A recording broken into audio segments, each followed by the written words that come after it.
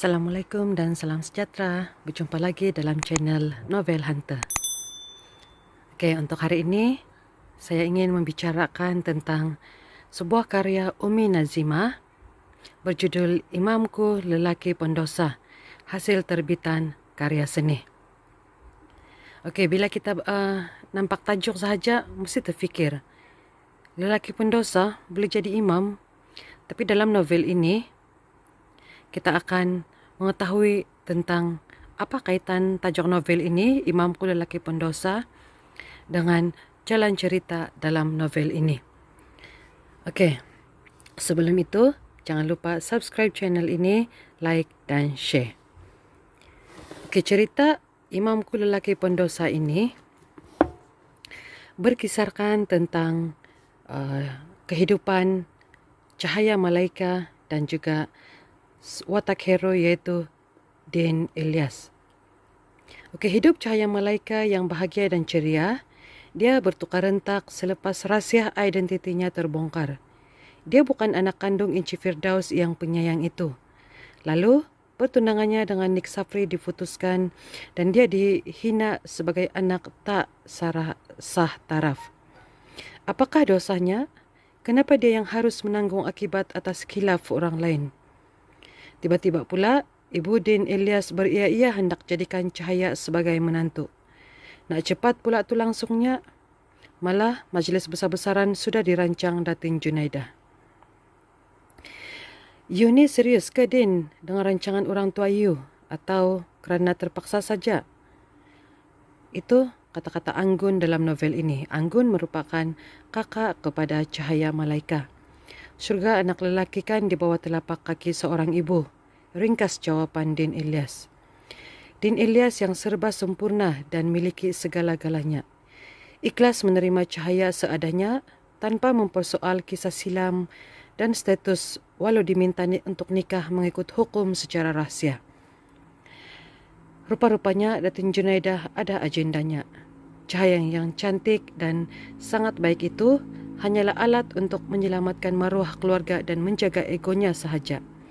Dengan harapan kehadiran Cahaya akan memisahkan Din dari best friend forever-nya, Isfairin, yang menjadi api dalam sekam.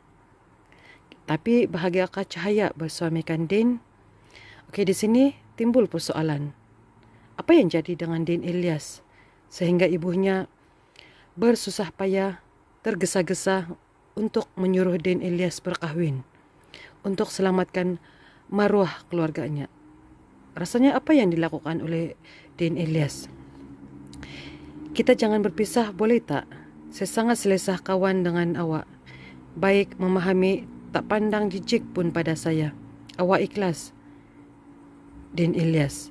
Bila Din merayu supaya jangan tinggalkannya, maka Cahaya Malaika letakkan syarat. Dia mahu Din mencintainya sebagai seorang isteri sepenuh hati kerana Allah, bukan berkongsi kasih dengan insan yang tak sepatutnya. Tapi bagaimana dengan Din? Apakah syarat Cahaya Malaika? Mampukah dia memenuhi permintaan dan syarat-syarat Cahaya?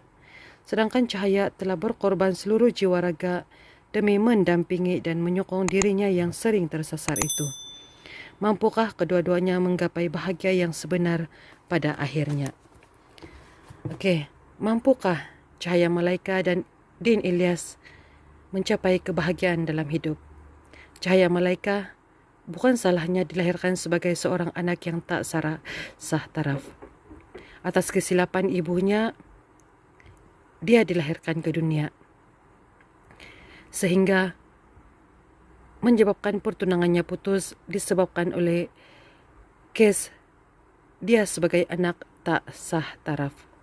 Nik Safri, keluarga Nik Safri tidak mahu menerimanya disebabkan asal-usulnya yang tak sah taraf ataupun pendek kata anak luar nikah. Din Ilyas pula dipaksa oleh Datin Junaidah untuk berkahwin cepat demi selamatkan maruah keluarga kerana Din ini ada sesuatu yang dirahsiakannya tapi diketahui oleh keluarganya. Okey, apa pula kaitan Din Ilyas dengan Isfairin yang dianggap sebagai best friend forever-nya itu? Walaupun Din sudah berkahwin dengan Cahaya Malaika, tapi hubungannya dengan Isfairin masih berterusan. Malah sangat sukar untuk dia jatuh cinta kepada Cahaya, walaupun Cahaya itu sudah menjadi istrinya.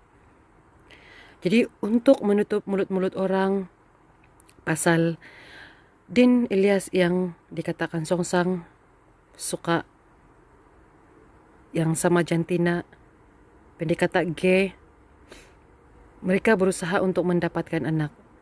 Tapi susah bagi seorang lelaki yang tidak mempunyai nafsu terhadap perempuan. Jadi apa yang dilakukan oleh Din Ilyas? Apa pula yang perlu dilakukan oleh Cahaya Malaika? Adakah hubungan mereka akan berkekalan? Ataupun adakah mereka akan berpisah, bercerai? Sebab masing-masing mempunyai alasan, mempunyai rahsia yang tersendiri. Jadi di sini novel ini sangat-sangat syarat dengan pengajaran.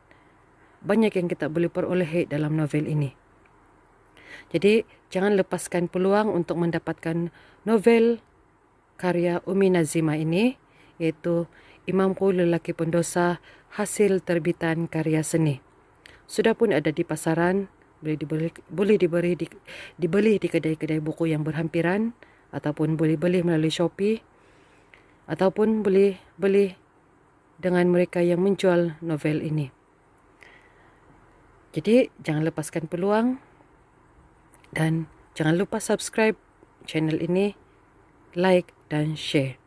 Semoga perkongsian ini dapat memberikan manfaat kepada ramai orang, terutama kepada mereka yang hendak membeli novel ini tapi tidak tahu tentang cerita novel ini. Jadi saya sudah berikan sedikit maklumat untuk bagi semua. Tidak bolehlah kan, nanti tidak pula dia punya suspend. Jadi jangan lupa dapatkan novel Imamku Lelaki Pendosa, hasil tulisan Umi Nazimah, terbitan karya seni. Jangan lupa subscribe, like dan share. Jumpa lagi dalam review buku akan datang. Bye.